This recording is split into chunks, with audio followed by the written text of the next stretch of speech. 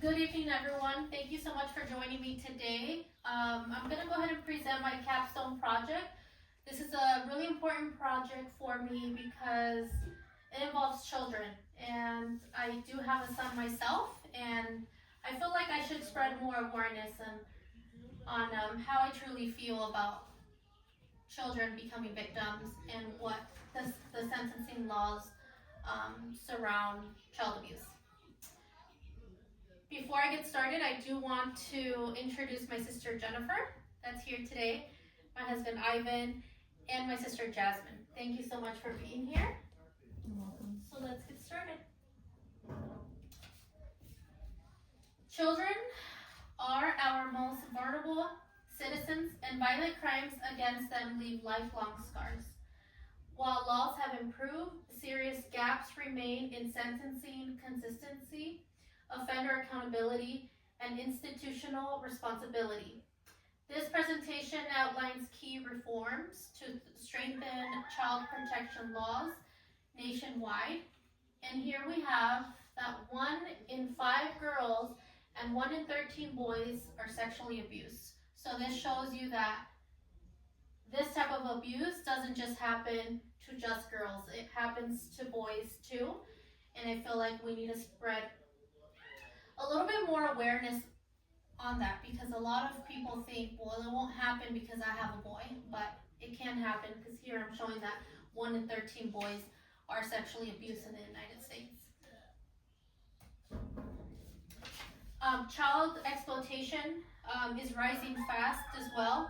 We need to expand cybercrime units and digital forensic resources to catch offenders sooner and protect kids from online predators.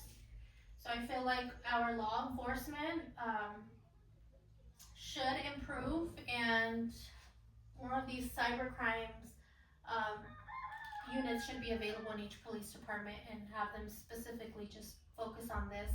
And I feel like if they catch someone sooner, it'll prevent more kids from being harmed by these predators.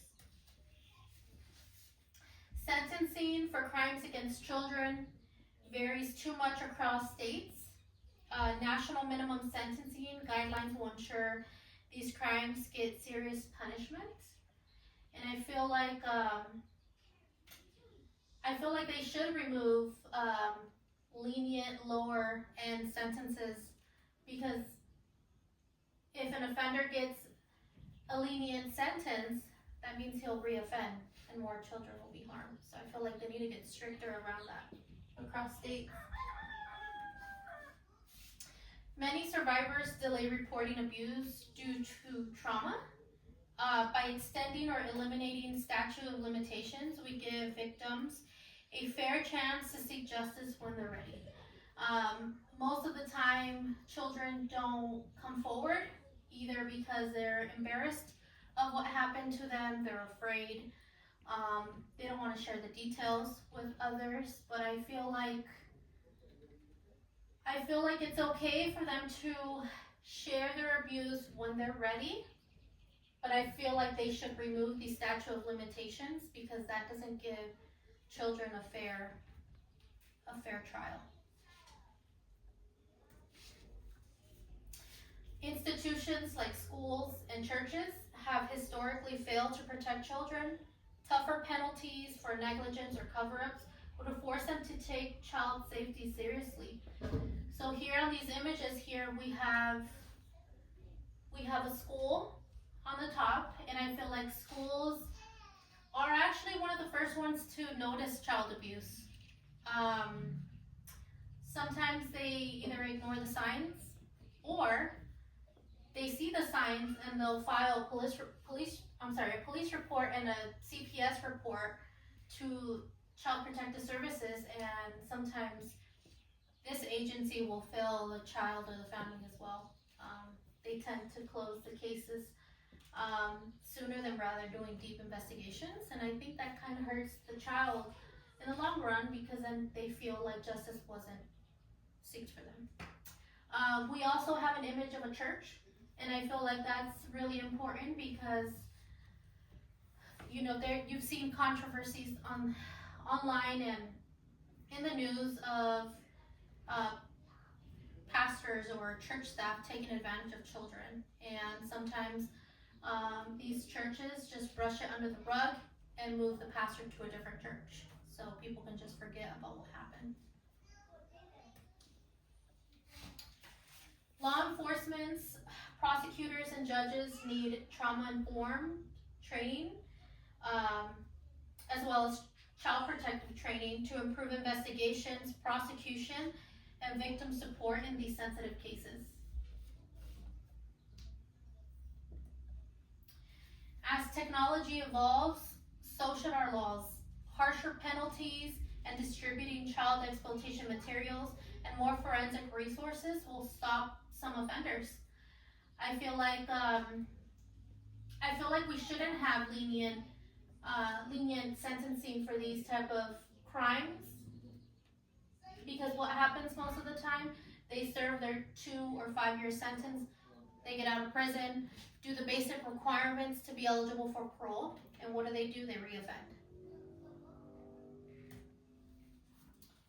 High-risk offenders often reoffend, as mentioned in my previous slide. Public registries and lifetime supervision reduce recidivism and provide communities with vital protection against repeated offenders.